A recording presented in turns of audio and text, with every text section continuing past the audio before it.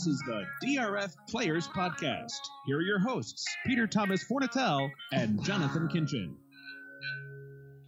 Hello and welcome to the DRF Players Podcast. This is show 356, the August 7th, 2018 edition, smack dab in the dog days of August. Saratoga and Del Mar well underway. I'm your host, Peter Thomas Fornatal, back with you live from the little house on the east side, and joined today not only by the guy who usually joins me, but joined physically instead of just spiritually and emotionally by producers AJ and Craig. Nice additions to the team. And then on my left, we have we've been doing a few shows from here. Definitely feels a lot more official like with the production team in and the headset on and all that. I introduce him in a lot of ways. I'm going to steal another one of my little monikers for him today. You know him as the People's Champion. You know him as the National Handicapping Champion. If you were watching Fox Sports on Saturday, in particular, you'll appreciate this reference, let alone if you've seen the premiere of the World Horseplayers Tour, which you probably haven't, since it hasn't debuted yet. But I'm talking about TVs. Jonathan Kinchin. JK, what's up? Oh, poor Matt Bernier. He's the one who started. It's still TV's Matt Bernier. That was just a one-time. That was just a one-time because of the Fox Sports debut. He's still TV's Matt Bernier, and you're still the People's Champ. But maybe I'll be like streaming Jonathan Kinchin, right? I'm telling you what, throughout this entire show, I've already watched the teaser like 4 times since we started. It's been running in loop on my computer. It's pretty exciting. We'll get to that in a minute.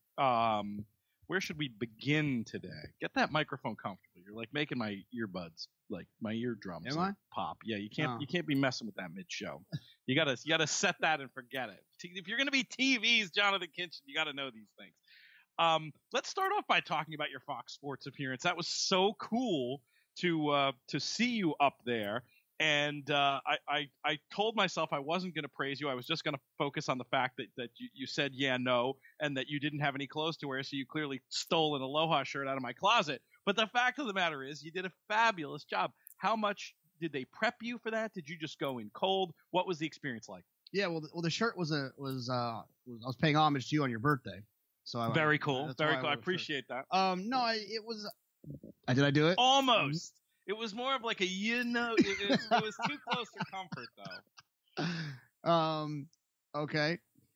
Tony Alivato reached out to me, the guy behind the scenes of the Saratoga Live broadcast, the simulcast show, the whole, if it's TV media at Naira, he's the boss. He's the bigwig. Reached out. I think he saw the seminar we did together and asked if I'd be interested in doing a little spot just to see if, I could maybe be involved down the line. And so, I went over there and they just kind of told me, like, it was actually really quick. They didn't really prep me very much, to be honest. If I hadn't have watched the show so much, I wouldn't have been prepared to know what I was going to be asked to do. That's funny. And so when I got up there, Paul LeDuc was like, look, you take the odds, I take the evens for like the post parade thing. That was one thing I've never done before, which is where you give that little 1 or 2 lines about the horse as they're coming out for the post parade. Greg Wolf would introduce the one, and then I would say a little fact about the one or how I feel about the one. So that was the one part that was a little nerve-wracking for me because I had never done that before. And for whatever reason, I've got the weirdest earlobes in America or like eardrums. I can never get the IFB or whatever that stay in my ear. So the whole time I'm like trying to fix it. It's very, very annoying. But it was really fun. I really enjoyed it. It was an honor to be asked to do it. I'm excited. I'm going to be back next Saturday for a longer period of time for I think 2 hours. So that'll be fun for 4-Star Dave Day. It was really cool to be on that and to be asked to do that and to do those kinds of things. So I enjoyed it. That was a proper yeah. I did it. Yeah, we're gonna work on it. Tony will figure out a way to get. I clearly have failed. Tony will get it. We'll get it all sorted out, I'm sure. Well, let me say, JK, very much enjoying your meteoric rise. Started in the contest world, has now, Mike Maloney called you the king of all media. I think that's coming true. Just don't forget your old friend PTF when you get to the real big time there, and you're hosting the reboot of The Bachelor in a few years, and I'm still here sitting in the kitchen looking at form. So that's all I have to say. Hey, look, I all this extra stuff is fun, but if we can get this other thing to go, that'll be the real real victory for us, right? The World Horseplayers Tour. And let's talk about that for a minute. Folks who are in Saratoga, if you are a listener to this show, you are cordially invited to join us tomorrow night, Basing-Tipton Pavilion, inside the building. There's another event outside. You can crash that for a little while if you want before you come in and see us drink on their tab for a bit. No, don't do that. Come inside the building. Join us in there. We did have RSVPs. It's probably the RSVPs at this point are closed. I'll just put, if anybody asks you, I'll put on the list PTF plus 100, and you can say you're plus one of my 100. So you should just be able to walk in there with whatever friends are with you. You don't need to worry about it. If you're a listener to this show, you get special consideration, and we really want you to be there to see what this is about. If you want a little taste, you can check it out now. What's the best way, JK, for people to find the little preview link? Probably one of our 2 Twitters, I would think. You could go to the World Horseplayers Tour Twitter as well. It's there. The links are there. You've put it on Facebook. I put it on Facebook. I think we're going to try to get it on some other forums too. And also, I think it's probably appropriate to say, we joked about it before about my brother being a big time, kind of a big deal. He was very, very nice, and his team, his management team, and his record label were nice enough to allow us to use his platinum song. They sold 600,000 plus copies in the UK of his song 17, and we were able to use that on the Open, and that was great, especially for a budget that wouldn't allow for $15,000 or $20,000 to use a song. We were able to get a platinum top 5 song and use it on the Open and at the beginning of the show. JK, I've said it before and I'll say it again. Don't even really like you, just using you to get to MK. Of course, absolutely. So, and then the annoying part is he's got 175,000 followers, and I watched him go from 5 to 175. These are real followers. He didn't pay for these, right? And who would do that? Yeah, someone. He retweeted it this morning, and then the link crashed. So then my brother, being the big brother that he is, I texted him like, "Hey, Mark, the link crashed. I tagged you again. Can you retweet it again?" And he hasn't done it yet.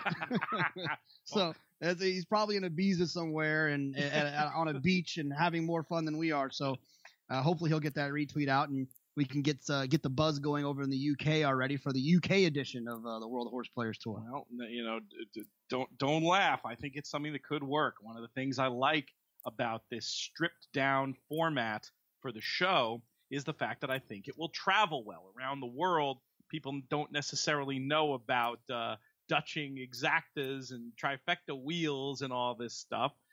Other places in the world, it's very much of a bet to win culture. For those who don't know, let's reset it a little bit about the show.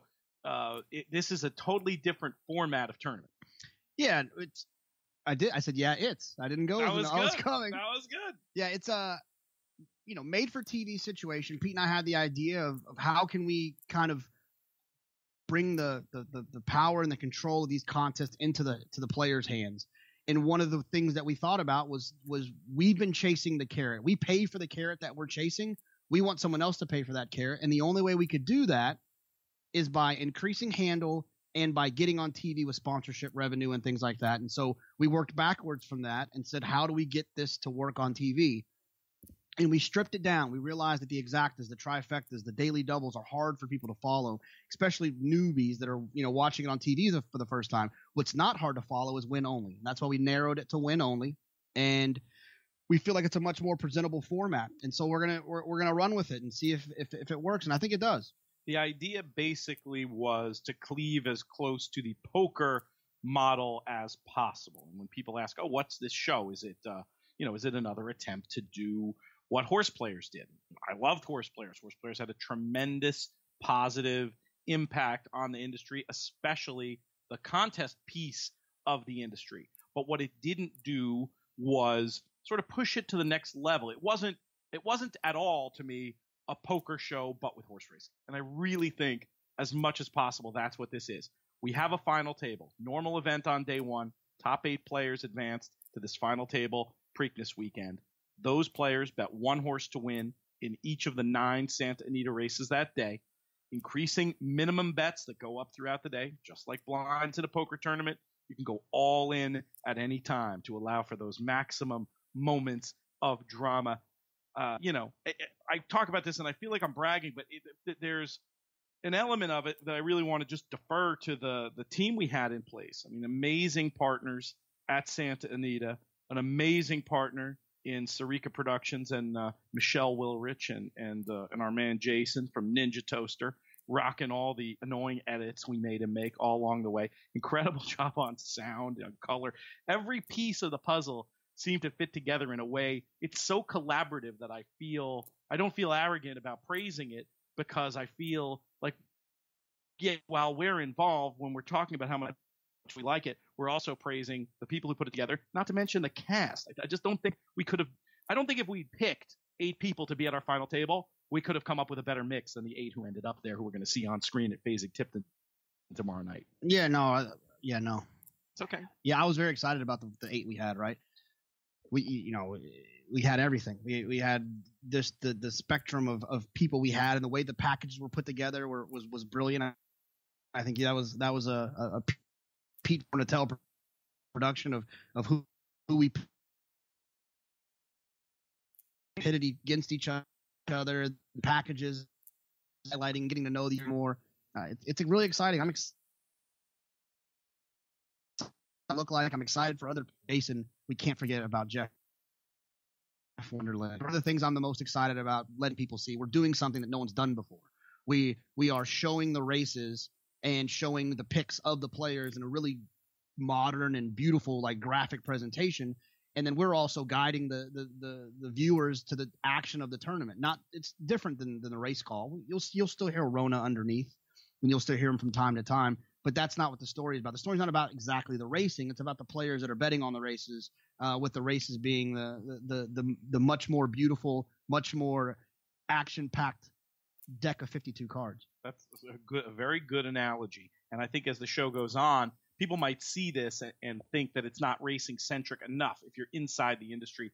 As time goes on, once we've established a concept, I think we're going to be able to get much deeper into horses, trainers, jockeys, etc. Absolutely, and also the educational part of it too. Informing people, and people like to listen to this show and Steve Bick's show and listen to those Naira broadcasts and TVG because they want to learn something. They want to hear someone talk. When Mike and Paul are on, those are our most popular shows. People want to hear what those guys have to say. We want to involve that a little bit more. It just didn't really fit in this first episode. I think going forward that'll happen. The other thing I wanted to bring up is there's two complaints I'm prepared to hear, and I'm already ready to defend them. Let's hear it. One is that the starting bankrolls on Saturday dwindled away pretty quickly, and I think there's a reason for that. The other thing is that the conversion from live to mythical. I want to explain that for a second. Yeah. So let's start with the live to mythical. When we had this idea, and we were brainstorming for hours and hours trying to figure out how we were going to make it work, we realized that if we needed there to be action on Sunday. We couldn't have guys sitting waiting to the last race or betting show early and just preserving their bankroll. That's not interesting for TV. Correct. That's how the way most tournaments work, and you can make an argument that it works for most tournaments. Absolutely. Death for TV. Absolutely. So we realized we need to make them bet, just like blinds in a poker tournament. You have to play or you forfeit your money. So what we decided to do was make it win only and require you to bet every race. However, as horse players, we understand how that can be very annoying. So what we decided to do is get rid of the live aspect. You put your money in your pocket. Now you're playing with chips like you would be in a poker tournament. Essentially, it's not real money, but it represents real money because every place matters at that final table. And that's why we did that. That's why we made the switch. I've heard someone say, well, why would a racetrack be happy about that? A racetrack would be happy about that because our contest handled $1 million in 3 days at Santa Anita. The guys that were there for the World Horseplayers Tour churned $1 million. And if you know anything about blended takeout, somewhere around 19.5% to 20%, our players are actually playing bets that are probably a little bit higher than that. Yep. They made $200,000. Yeah. The horsemen there got 100. Santa Anita made 100. So that's why they're not upset. And they sacrificed that so that we could have this TV show. Right. Well, and you got to remember, and this is in the weeds, and we should probably turn the conversation pretty soon, but I do want to make this point too. You have to remember that, in theory, to make it to those final 8 spots, you're going to be pushing that much more on day one. It's almost like a Spinal Tap, this goes up to 11 argument. And then on Sunday, you have a whole other tournament. Yeah. Our ultimate vision for these events is not just to be a single tournament, but to be a real event and have maybe even a last chance type situation on Friday, a day one on Saturday, and then a consolation and a final table on Sunday. A mini World Series of poker for horse racing 12 times a year. And the other thing, and then we'll hop off, because I do want to talk. I hope you have this in your notes. I do want to talk about the etiquette. It was a huge topic. Oh my God. You're so right, and I didn't even have it in the list. We have to do etiquette. We could go 2 hours today, okay, but we won't. All right, so the last one is the players diminishing bankrolls. Here's the thing. We are forcing them to bet, and that's what horse players don't want to do. They don't want to be forced to bet. All of them. There's a group of guys specifically that don't like that idea, right? Never heard of it. We don't want to force you don't want to be forced to bet every race, and we're doing that. And we're telling you have to bet this much. So naturally the bankrolls are going to diminish, but it's still a competition between 8 guys on who is better. And on the day, there was a guy that was better than the rest of them, right? And that's what happened. And it's just like poker in that regard. Nobody says at the end of a poker tournament, oh, man, let's say there were 500. 499 guys ended with 0. You know what I mean? It's a different way of looking at it. In poker, they also don't say, if they just would have let me keep all my chips until I got those cards I wanted. I got the royal flush. Yeah. Let me wait until I get the royal flush, and then I'll go all in, right? Exactly. Right. It's such nonsense. All right. We're going to do some racing. We need to talk hardcore racing for a bit, and then I'll look on here and I'll decide what we can push off till Friday so we're not here all day. But Diversify, man. It's an interesting it was a fascinating race, and I'll give you my take on it. I mean, I thought the horse was awesome. Went into the day and even said to TV's Matt Bernier, the minute we finished the seminar we did at Saratoga on Saturday with also with DRF's national handicapper Mike Watchmaker, I said to Matt, I think we might have given Diversify a little bit of short shrift there. And it sure looks that way when he goes out and puts in that tour de force with the 110 buyer. Now, the rain that came, we had one of those Saratoga rains. I've never been anywhere else in the world where you see that intensity of rain, typically out of nowhere and for a short period of time, and then it's like it never happened.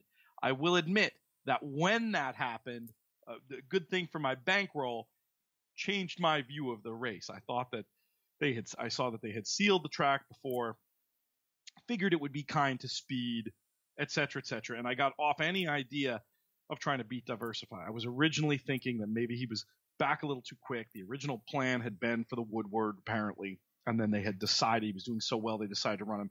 Sometimes I mean, rarely do I like to hear that. You know, I know the horse is doing well. That's theoretically a good thing, but somehow horses have a way of regressing sometimes when you go to that plan B instead of plan A.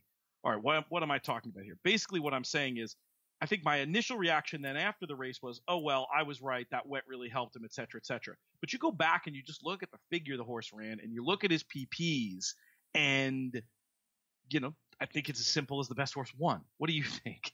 No, I agree. I think he reminds me of a really cool horse I think is a little bit underrated.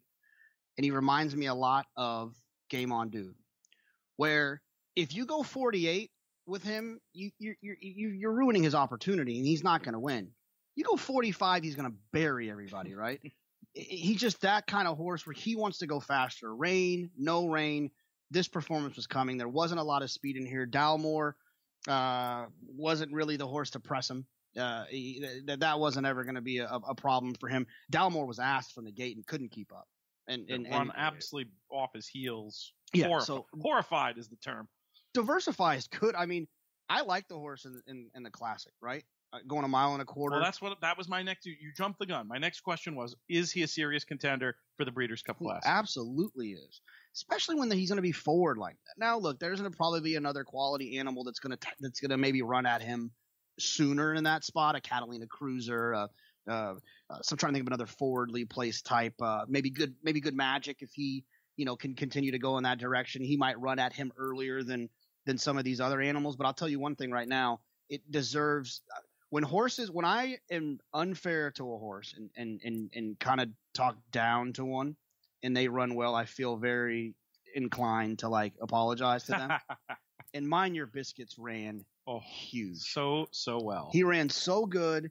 He had every excuse to run third or fourth, and he never stopped trying. He is a gutsy, hard-trying joker, and how cool is it at Saratoga in New York, the exacta in the Grade 1 Whitney is 2 New York breds, right? I mean, it's pretty cool. Amazing to see how that program has changed over the years, and you can see a throwdown like that. I'm just about to check the speed figure on Mind Your Biscuits, 104. So not his best numbers. This is a horse who has the 109. He has 107s. He's got a 106. He's got actually 2 107s. So if you are in charge of Mind Your Biscuits, you're making a face. Well, I was going to ask you, is he a horse? Is he a horse or is he a gelding? I thought he was entire, but we can. Because I don't mean to throw off the question, to ask a question we don't know the answer to, but that's going to influence the answer to my question. So, I see what you're saying. Yeah. Here's what I'll say. We'll get to work on that. I think he could win both. If you know where I'm going at the sprint or the dirt mile, remember the dirt mile at Santa Anita is. I'm sorry, at Santa Anita. At Churchill is one turn, so that's always good. He is a whole horse, so there is an opportunity for him to be a stallion, or a New York bred stallion at that. Like imagine the career he could have standing up there, or up here. I guess I'm here. I'm so used to the playing at Texas. I would probably run him in the mile because you've already won the Golden Shaheen. You've won a bunch of other big sprint races. Like, you ran second in the Met Mile. Let's get that one-turn mile, that dirt mile in him, get that Grade 1 win on that big stage, and now you're really working with something. It's a little bit flashier. Now, I know this is a question when we talk about horseman stuff, when we talk about breeding, I like to say we know just enough to get ourselves in trouble. We acknowledge that. The industry people know so much more than us, but just as fans, sometimes it's fun to put those hats on. I think it's almost indubitable that that's the race where he belongs come Breeders' Cup. So how do you get there? Okay, so do you want to be cutting back? Do you want to be stretching out? Yeah, do you want to run it another mile? Well, I think that you want to probably with him, I would just sprint him into the mile. I wouldn't try to do anything crazy. I guess there's a world in which you could look at the Jockey Club Gold Cup at 1.25 miles, one turn. If he's ever going to go 1.25 miles, that's when it's going to happen. Give him one shot there. And then if he wins, run second or third, you can have the conversation about running him in the Classic. I don't think it's a smart decision, but I was wrong about him running in this race. So maybe run him in that 1-turn 1.25 miles, and then you've got the option to cut him back to the mile, or you can try to look for a sprint spot and stretch him out. I think it just depends on what their goals are. Yeah, I think you're right though about the goal, the very sensible goal of the dirt mile. Do you come out of the race saying? It doesn't seem like you are, and I think you're right. I think there's probably a tendency for folks to say he ran so well and it was still below his best figure. He really is a one-turn horse. You're famously the guy who talks about this one's a one-turn horse. I don't think you can say that about Mind Your Biscuits off that. No, I said on the Naira thing that like horses, closing sprinters. People think that closing sprinters translates to closing router, and it's not true. Well, you mean like at a very basic level. Yeah. I think wise guys think the exact opposite. Yeah, but I think a lot of people think like, oh, well, he was closing so fast going 6. If he was going 7, right. Then he'd really be closing. Right. Same thing happened Derby time, right? They're closing going 1 mile and 1/16. Oh, wait till he gets 1.25 miles, and those horses still hit a wall when they turn for home. Correct. It's not the same thing. It's different. They have those runs for short periods of time, and they can't withstand them always. So that's why they're late running sprinters. He kind of proved me wrong now. Now, let's be honest. They did go 110. He did get a setup, and no one else really ran. 38-1 ran third, right? Tappert didn't run. Good Samaritan didn't run. He did run better than McCracken. I just noticed that. Oh, no. Oh, jeez. I have improved to 2.97 all time in head-to-head. Happy birthday to you. So make me cough here. I will say this. I think that he definitely did. He did perform well. I don't know what it is about Albany Airport. Not to go on a side note. that sounds like the sidiest of side notes I've ever heard. Michelle just texted that her flight got canceled. It's hard. You can't get there from here with Saratoga. I had 4 canceled flights trying to get here. We had a friend had a cancel flight last night. I don't know what's going on. It's crazy. Maybe they're having some problems down there. Hopefully, Michelle, that's our producer, Michelle Wilrich, Sarika Productions. Hopefully, she's going to get here in time for the premiere. She said she's got a reschedule situation. Okay. Supposed to get in at midnight, so I think we'll still see her. How did we get here? This is what happens. I'm sorry. I got this guy we're talking about his phone. We're talking about Mind Your Biscuits, but I thought that was important. I thought the people wanted to know that Michelle's flight got canceled. And then maybe somebody else had their flight canceled too. Well, keep your eyes out. If you're coming here, the travel plans can be very tricky. It's not the worst idea if you're coming in here. This is a serious comment. If you're planning your Saratoga trip for the future, come into New York for a few days and drive or take the train up. This Albany airport situation is weird. Never been worse than it has been this summer. Weird. That is for absolute sure. But back to Mind Your Biscuits to wrap up your thought there. Yeah, I mean, I think that I would run him. I would try the Jockey Club Gold Cup for fun. You got a horse, you know what he can do. You know he can run well in those spots. And then just, What if Diversify goes there? That's even a better situation to get some pace to run into, right? I mean, at least they're going to run a little bit in front of you. Interesting. I would almost feel like my gut would be to stay away from that thing. Yeah, no, I would prefer to stay away from him. I think that was actually a good use of the no. Like, I'm agreeing with you. Oh, I didn't even notice that. I said, no, I would want to stay away from him. Okay, I'll accept that one. That wasn't just a glorified or. Yeah. I didn't hear it. I was looking down at my notes. I lay in bed at night, like shaking, saying, no. Oh, amazing. Anyway, we will see what they plan on doing. The weatherman was sharp, wasn't he, by canceling the 10th and the 11th? Oh, that was wild the other day. Jeez, that really worked out. So I've never seen that before. Selfishly, I didn't mind it at all. I mean, it just seemed like, they're running the turf race that they ran is 5 seconds or more off the track record. Apparently the other course was boggier. The inner was boggier than the outer, or the other way around. Yeah. But I didn't mind the postponement. Hopefully those races will stay together and be completely rock and roll for next weekend. But it was kind of funny. I thought that meant we were going to get out of there. And then the delay, we ended up getting out of there at the same time. Now, we spent a lot of time talking about the Whitney. I will tell you, just from a pure sporting point of view, the race of the day was not the Whitney. It was the test, was it not? It was. And it was actually the race that sparked the conversation for later about etiquette. I thought Mia Mischief. Here's what I'll say. I think Ricardo's an amazing rider, and I think he does a great job. I think he rides like Manny Franco hard. Like, they're just out there getting it, like trying all the time. I wish he would, when she broke so well, I wish he would have let her run a little bit. It was almost as if not that he listened to the podcast, but he had the same idea that we had. You don't think Ricardo listens? No, I don't think so. We had the same idea that Classy Act and Mia Mischief dueled last time, and they weren't going to do that again. But Classy Act didn't go. Yeah. So then Ricardo had this plan in his brain. He was going to sit second off of her. That didn't happen. So then he just kind of held her because he didn't want to go to the front because he didn't know if they were going too fast. I think he should have maybe let her go a little bit, let her open up, and then Separation of Powers wouldn't have got the jump on her. Separation of Powers shocked me. I didn't think she was going to run that well. It didn't shock anybody else. I think she was about 6-5. No, exactly. She was 2-1. She went off, but really? She drifted back up that far? The boys in the backyard, I think like the whole picnic table was alive to Mia Mischief. Gotcha. Maybe it was just the thing that, she ran unbelievable. She ran huge. When you're the best of speed in a sprint, you're going to attract a lot of attention of people who know what they're doing. Separation of Powers. I think one thing that happened with Separation of Powers, this is red boarding, but I said it before the show on the seminar on Saturday, and I'll repeat it here because I think it's an important concept.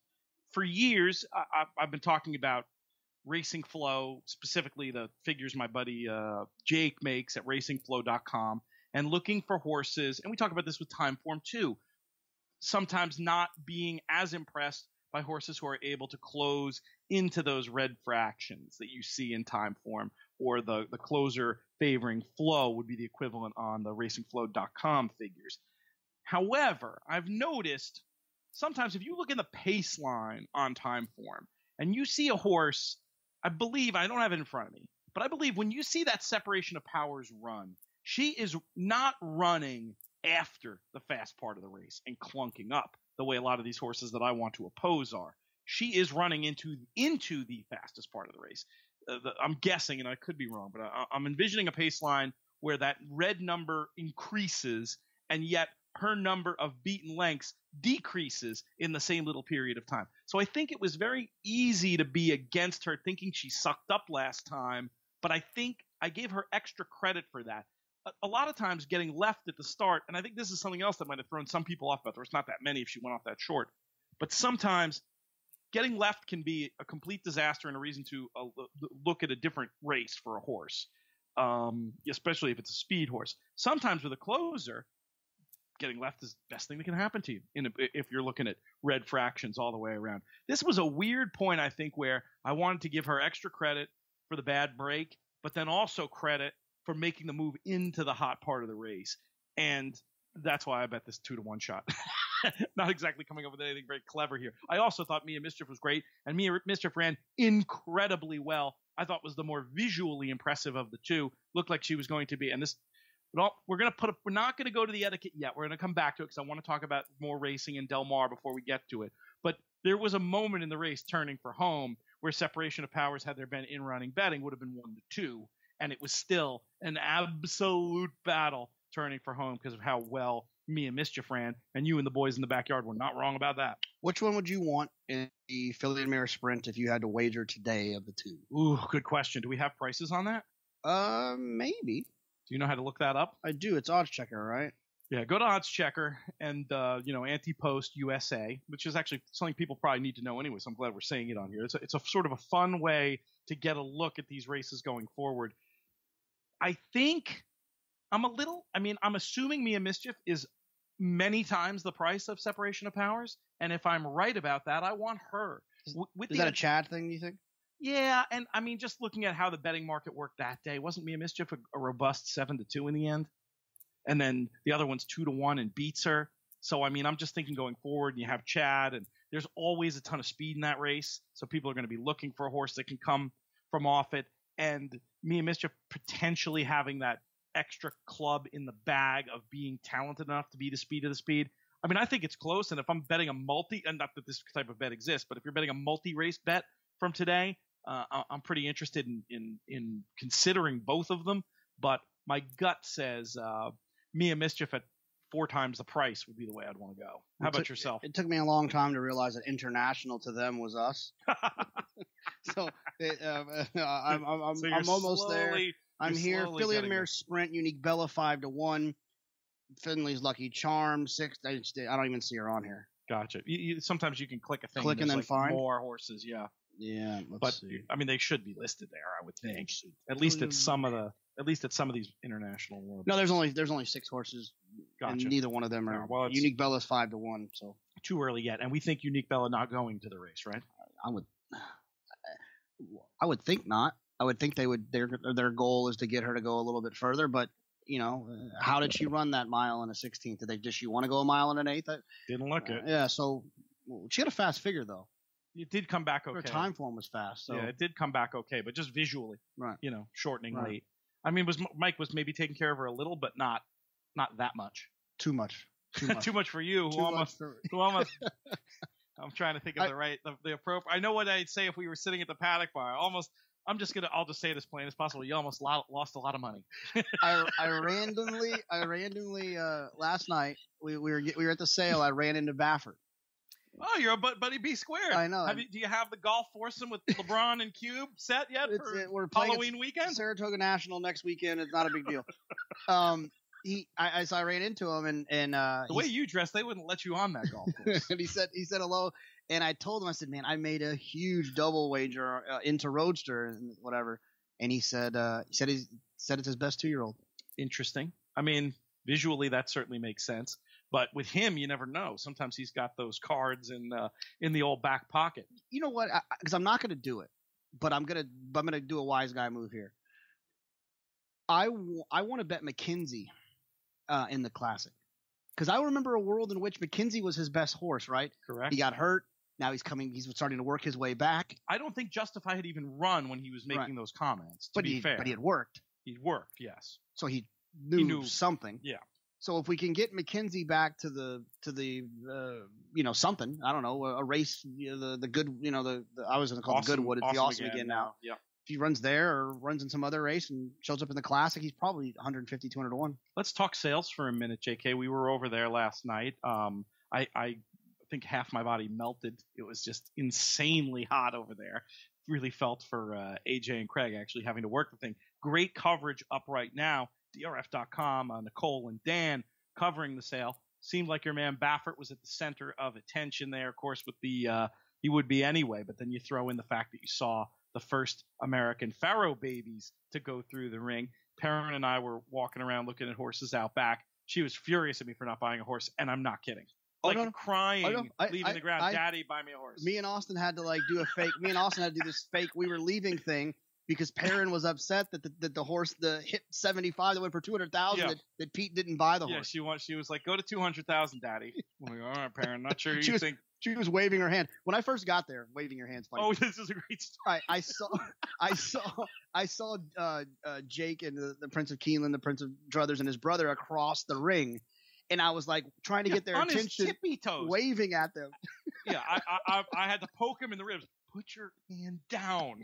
You're gonna buy a horse on accident. I'm trying to see who signed the ticket for this American Pharaoh out of Life at 10. Coolmore, I'm going to assume. Okay. Well, she was Life at 10 was a good horse. She was excellent. She was the center of that issue at Breeders' Cup at Churchill. Where a multiple Grade 1 winner, absolutely. And she's had foals run who've done. I forget. I'm not good at this game, but I know she's off to a good start as a broodmare, and that combination with Pharaoh. I didn't get to clap eyes on that one. We saw a couple of the Pharaoh babies when we were walking around out back, and they were looking pretty good. I mean, some beautiful horse flesh at that sale, and obviously it's become this crazy social event as well. But it was a particularly interesting sale, I think, with the Triple Crown winners' first babies going through the ring. And like I said, great coverage right now, video and in writing on DRF.com if you want to catch up all about the goings-on at Fasig-Tipton. They'll be back there tonight and then back later in the week for the New York Bred sale. Yeah, no, it's a lot of fun. I love it. Yeah, no, it is a lot of fun though. I love going there. It's always really exciting to see a lot of people, and ran into Frank Miramati last night, who's always a blast. Saw Gabby Gaudet, saw Cassie, the Prince of Keeneland, obviously, Craig Bernick. Price Bell gets a shout out. We were able to hang out in the Mill Ridge area for a little bit. The kids were in those director chairs. I think that got us at least another 45 minutes of hanging out, thanks to their the very kind hospitality of him and his dad, Headley. Those guys do such a great job. And if you ever talk to Headley, he's picked the matings of multiple Kentucky Derby winners. Pretty cool guy to have a chat with. And Mill Ridge is a special place. And those guys are also involved in horse country down in Lexington. Always like to give them shout outs and love on the podcast. When you're visiting Lexington, horse country is a great conduit to get to these farms. It is such, even if you're just some, degenerate horse player like us who, thinks you don't care about the breeding side of the business, go to Lexington, go check out these operations and tell me it doesn't stir something in you. It's really cool. I love going to the farms and seeing it all unfold. It just shows you the deep facets of this game. It's not just the exacta box, right? There's so many more to it. It's an industry with thousands of jobs, and it very vibrant and important to local economies. And that's why it's another reason why when we talk about some of the economic stuff, we're not just talking about things that are going to be good for horse players, though they most certainly are. They're going to be good for this whole industry. And just to loop back for 12 seconds to the World Horseplayers Tour, this model that we have in mind, we think it's not just going to help you and me and be this isn't some scheme to get an edge for advantage players. This is something that could help everybody, from the horse player to the breeder to the owner to the racetrack operator to the broadcasters to the whole nine. That's the idea anyway. Yeah, I mean, I think it's a good example is and I don't know the answer, and I don't know if Bicycle Cards is publicly traded or not, but I would imagine around 2000s there was a little bit of a spike in their stock when the World Series of Poker started getting on TV and poker tables and people that made chips and things of that nature, they all went up when the poker boom happened. So, if we can somehow find a way to do that, get the poker boom to happen to racing. And I think we have a much better shot at doing it because the truth is our product is better for everyone. You know, it's more fun for kids to be at the racetrack and see horses than it is to watch, you know, daddy and his 7 friends play poker at night, right? I hope so. Same for spouses, both sides. It's just more interesting. If you're into the gambling side, there's the hats and there's the suits and the food and the drinks and the social part of it that we can attract people with as well. Live events become something more than just, you know, us in our war rooms cutting away at the keyboard and watching simulcast feeds. Not that there's anything wrong with that, and that's obviously going to be part of it too going forward. But yeah, and I mean, if the poker boom sounds like an ambitious model, if we can get 10% of the way there, we're winning. Let's talk a little bit of Del Mar. I don't want to give them short shrift, even though we kind of have in our own betting over the last few days, though I do know several players who seem like Saratoga has been a house of horrors for their personal betting and have been doing very well out at Del Mar. Let's start off by talking about the Yellow Ribbon and Cambodia getting the job done with a 95 buyer speed figure. Cambodia, a really cool horse for Tom Proctor. I think I've tried to use her a little bit in the Breeders' Cup Filly and Mare Turf last year. She really likes it there. She likes it at Del Mar. I'm not sure. I'm pulling up right now exactly how many wins she's had there, but she's definitely a horse for course. You know, that was her. You know, she won that one there. She's won. You know, 2, 3. You know, that was her 3rd win at Del Mar. So obviously, when she shows up there, it's something to pay attention to. She's a grade 1 type of horse out on the West Coast, which you don't say that too often when it comes to the turf racing. So, you know, Proctor usually brings her out there. She must like it a little bit more firm. She ran really well. I thought Madam Stripes, I think, ran 2nd in the race, which is a horse I've been chasing for a long time. And Giovanni Franco got up after his scare this week. He got up and ran well in that spot. So Cambodia is a good one. Drayden Van Dyke's having a heck of a meet. Good for him. You know, like we said, he had the tough luck of breaking Justify's maiden and then watching that horse go on to win the Triple Crown. He's doing pretty darn good at Del Mar, and he's got some good 2-year-olds. Obviously, all the Hollendorfer 2-year-olds, Brill and Instagram. So he's going in the right direction. Yeah, he's shown a lot of talent in his time, and when you see the type of horsemen who reach out to him and have so far in his career, when you see guys like Proctor want to support you, guys like Graham Motion want to support you, that's a rider you definitely want to keep a little bit of an extra eyeball on for sure. The featured race on Sunday was the Sorrento. Talk about this filly who won with a 94 buyer there, JK. I'm excited to see her run again. The entire stretch she was on her wrong lead and she was still pulling away. She flipped to her right lead, her correct lead, with 4 jumps to go to the wire. Bellafina is the name. Super impressive. I thought she was really impressive in that spot. You know, it wasn't the toughest of spots. I mean, I think her next race she'll probably see a few more tough ones. Maybe the Baffert, the Faro half, the Tappet chasing yesterday. I'm sure will probably show up in the next stake, probably closing weekend. So she was good though. The debutante. Yeah, right? The debutante. She's got a lot of room to improve, in my opinion, the way she was running greenly in that last race. It's always hard to decide when you see that, and I mean, you've sort of tipped your hand as to what your answer is when you see them do something green like that. If you consider it a flaw that might make it harder for them to get the extra furlong, or if you say what you just said, hey, they can improve from here. I think there's 2 different types of lead issues. When you don't flip and stay on your other lead and you're still running in a good direction, no problem. I don't like when you flip back late. That's the one I don't like. When you're you're on your left lead coming off the turn, you switch to your right lead, and then at the 16th pole you lose focus and flip back to your left. That's an old Dan Illman trick on that old CD DVD he made, where when you flip late like that, it's a potential sign of soreness or an issue or distance limitation. Right, absolutely. Like kind of trying to find more, like reaching and. The analogy I've heard, it's pretty funny, but I like it. It's when you're walking home. Maybe this is more of a New York thing. You drive everywhere, I'm sure, in Texas, but in New York, sometimes you have to walk, half a mile with your groceries, and switching the arm in which you hold the bag of groceries. When you're getting real tired, you're switching it back and forth a whole lot. I've always thought of that. Now you could give her maybe extra credit. I mean, 21-4. I haven't been following the meet. 21-4, 45-1. Does that feel like fractions that are going to be coded red in time form? Do you have the time form pace line up there? Can you pull it up real quick? I am on Saturday, but I can get to Sunday fairly quick. Let's my guess. Let's make a guess out of it. I would guess yes, red. It doesn't. There's no figure yet.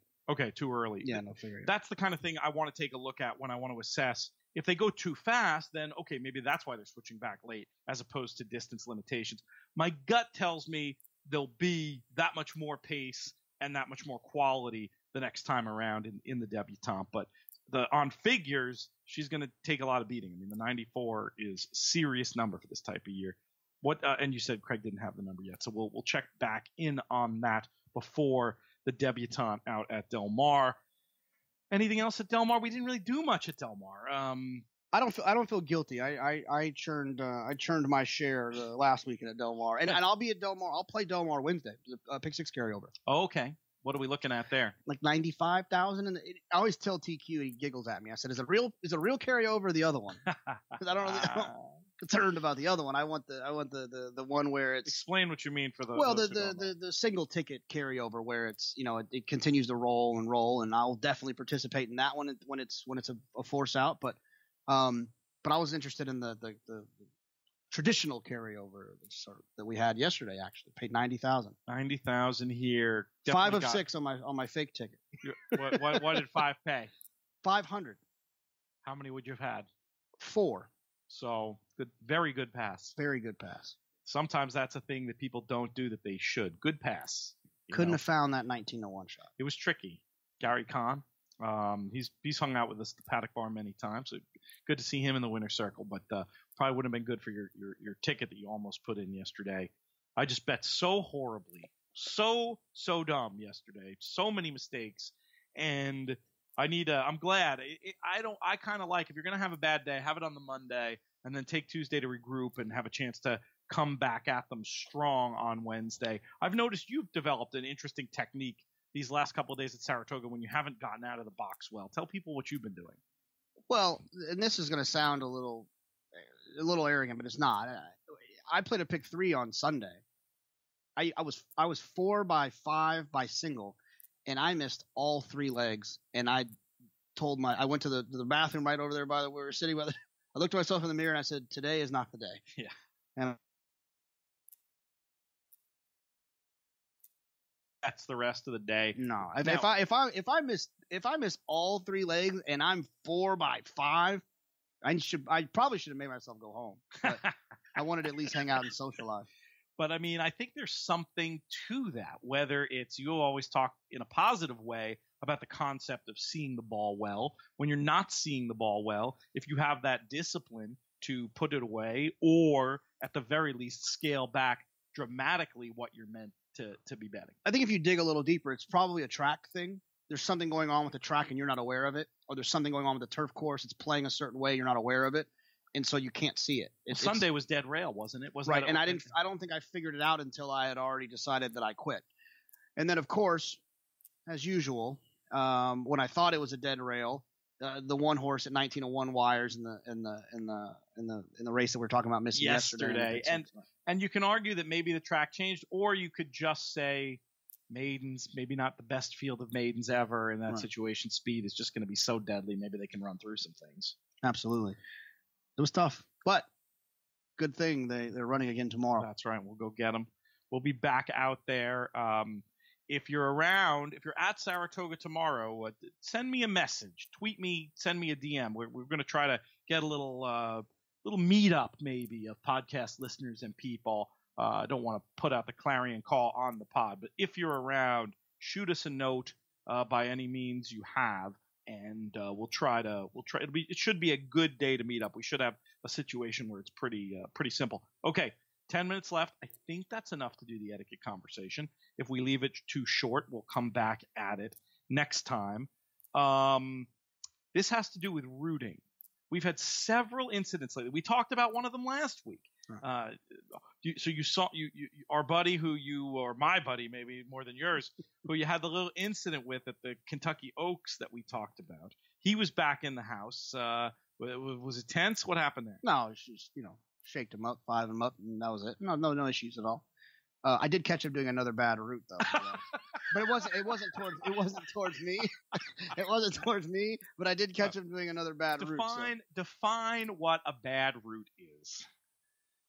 We all have money that we are risking on four-legged animals running in a circle, and we understand how stressful that can be at times, and how frustrating it can be at times, and how aggravating and how exciting it can be at times.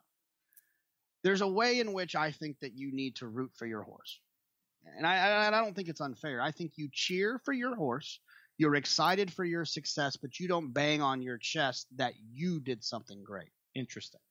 And especially when you're in a group of friends where they lost, you don't want to – I actually go the opposite. I make it seem as if I got lucky because I don't want people to feel bad. I've been on the other side of that. Yeah, it's terrible. If I bet the 6 – let's talk about – and this didn't happen. Let's talk about separation of powers and Mia Mischief, right? If I had Mia Mischief and Pete have separation of powers, and which Pete, actually kind of was the case. Yeah.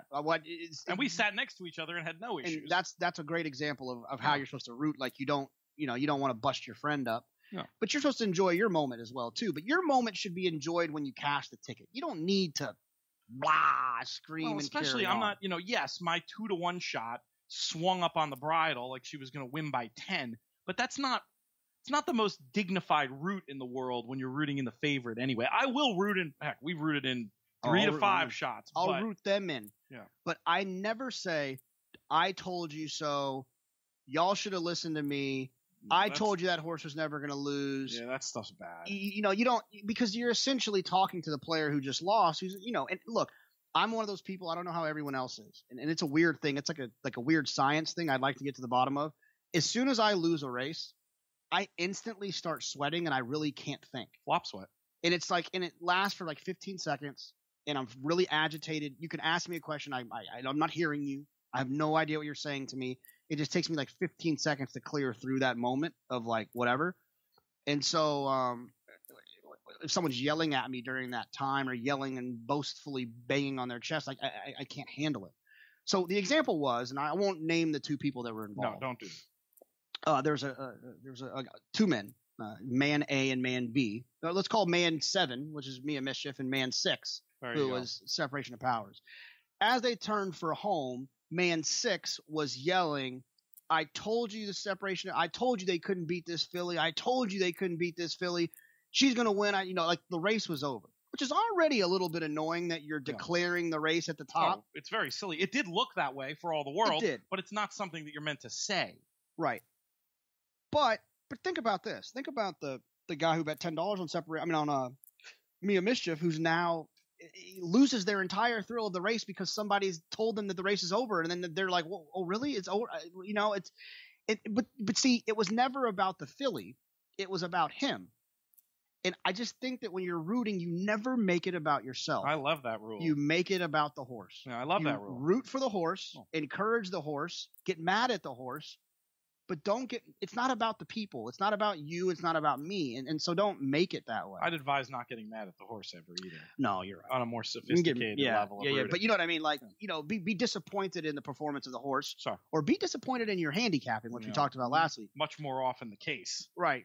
But this is the best way I can describe it. There's no place for beating your chest. There's just no place for you to bang your chest. I'm okay with a boom at the end of the race. Absolutely, but you're celebrating the horse. Yeah. Yeah. I mean, it is interesting. When I've hit big things, I mean, I'll do less so now, but we'll do especially if you're rooting with your friends. But even I've been in crowds of people who I didn't know, and we'll yell something celebratory, like at the wire or something. I feel like it makes it extra bad. It's two things. It's reflecting it out at other people. The whole "I told you so" thing is gross and should never happen, in my opinion. And I think it's better to be rooting when the race is over. It's just etiquette. I love what you're saying about rooting for the horse, not yourself. Because we've also seen incidents up there. Once again, I won't name names, but you will know exactly who I mean, and some listeners will probably be able to figure it out too. The 3 and the 4 in a stretch duel, and our friend has the 3 and the other person has the 4. Somebody's rooting very hard, just rooting for the 4. Come on with this 4, dig in, whatever. The 3 still ends up rooting, and our friend went around. who's that guy rooting for the 4? Like, who is it? I didn't want him up here. Like, hey, this is not a day where we have this area privately. You can root for your horse. There's nothing wrong with that, and you should not let that get in your head, especially when you win. Absolutely, yeah. But even if he lost, it's that nobody here is saying you can't root for your horse. Right. And let me step down from my pedestal, because I'm sure I'm guilty of it. I'm sure I've done that before. I don't want to act like I've never done it, but I try to be aware of it and not do it. I will celebrate. I'll do a hand slap and a boom or got him or whatever, but I don't. But then I will go to the person who was beat if I'm friends with them. And I will be humble in victory and say like, oh man, I got a great setup there. Yeah. Man, your horse, man, I cannot wait to bet that horse you bet next time. You were right on. I didn't think that horse was going to get that trip. Make them. It's not your job to worry about other people's feelings, but in a social setting, it's just a good vibe to keep the energy high. I mean, we've all sat at a table. We've had a friend who's been beat, and that friend goes in the dumps. And then the table goes in the dumps. Like the vibe of the whole situation just becomes like very unpleasant. The old black cloud angle. Right. Tommy Massis has a friend he called the black cloud. I'm only assuming that's why. We've got a couple periodically appear in our crowd. Nick Tamro likes to call people the cooler when they show up and things start going wrong. That's a great Vegas term. Couple of other things.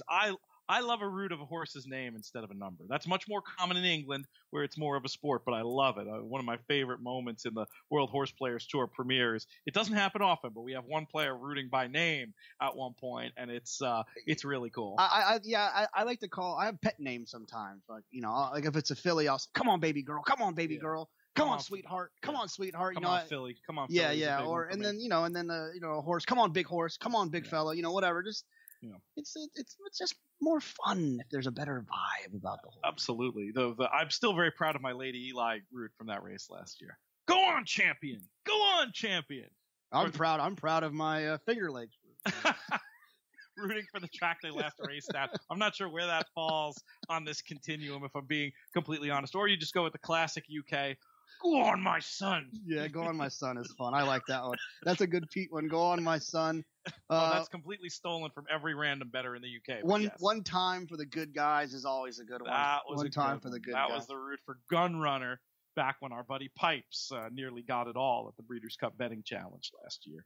Super fun stuff. We are running out of time. There's tons more on the list. We're going to have to put a pin in most of it. Any other thoughts on etiquette or I've got it. This is very important, actually.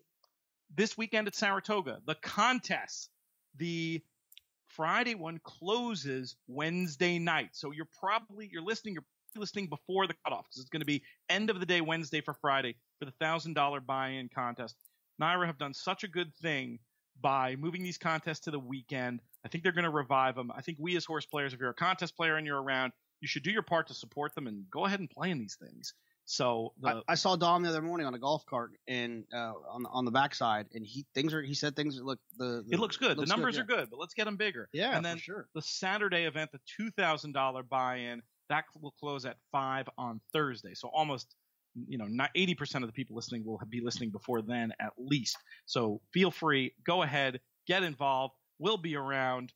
And we'll be back on Friday, the day of the contest. Sounds like, if this dongle ever arrives, we'll be broadcasting live from the exciting new stretch area at Saratoga Racecourse.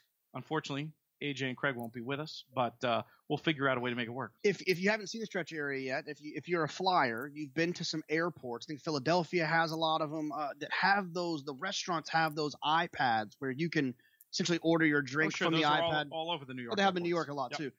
And they'll bring you your drink or your French fries or whatever it is.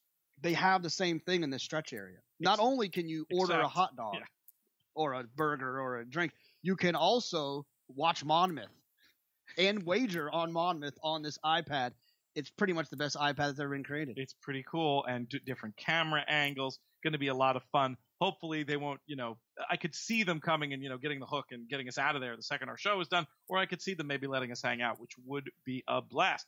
So that's it. I want to thank JK. I want to thank AJ and Craig, Willie, Nile, and Travis for providing our theme up top. Most of all, I want to thank all of you for listening. I got to meet a lot of listeners this weekend, met a lot of listeners this meet, and you're what makes it fun. please come up and say hi when you see us hanging at the paddock bar or the stretch area or anywhere at Saratoga Racecourse. We will be back on Friday. I'm Peter Thomas Fornatal. May you win all your photos.